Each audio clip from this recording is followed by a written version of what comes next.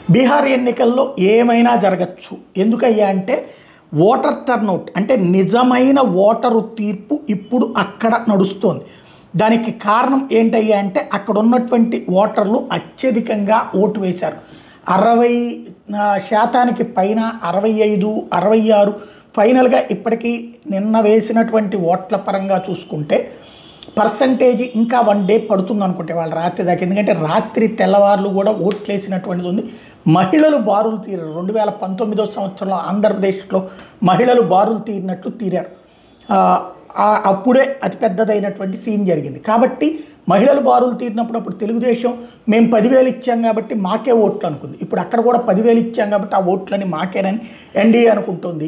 సర్వేలన్నీ కూడా Matrize, Dainik Bhaskar, PMARQ, JVC, People's Insight ఇట్లాంటి అన్ని సర్వేలు కూడా మినిమం 133 నుంచి మ్యాక్సిమం 167 స్థానాల దాకా ఎన్డీఏకి వస్తాయని, అలాగే మహాగఠబంధన్కి మినిమం 70 నుంచి మ్యాక్సిమం 103 దాకా వస్తాయి అన్నటువంటి అంచనాలు వేశారు.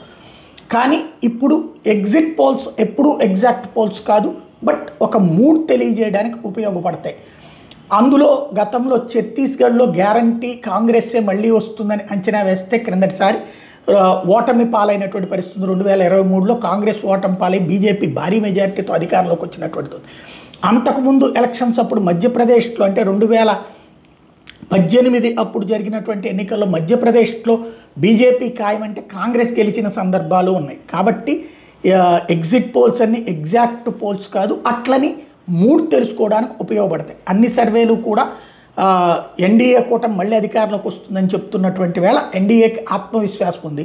బట్ మహిళలు బారులు తీరిన మహిళలు ఇంటికి ఒక ఉద్యోగం, ప్రతి మహిళకి 30,000 అని చెప్పినటువంటి మహిళలకి ఉద్యోగం కింద ప్లస్ ఇంటికి ఒక 30,000 రూపాయలు అని చెప్పినటువంటి తేజస్వి యాదవ్కి ఓటేశారా. 10,000 రూపాయలు ఇచ్చి 30,000 రూపాయల దాకా భవిష్యత్తులో అరేంజ్ చేస్తామని చెప్పినటువంటి ఉద్యోగం ఇస్తాము 1 కోటి మందికి అని చెప్పినటువంటి నితీష్ కుమార్కి ఓటేశారా అన్నది 14వ తారీఖు ఈ టైంకి తెలిసిపోతుంది.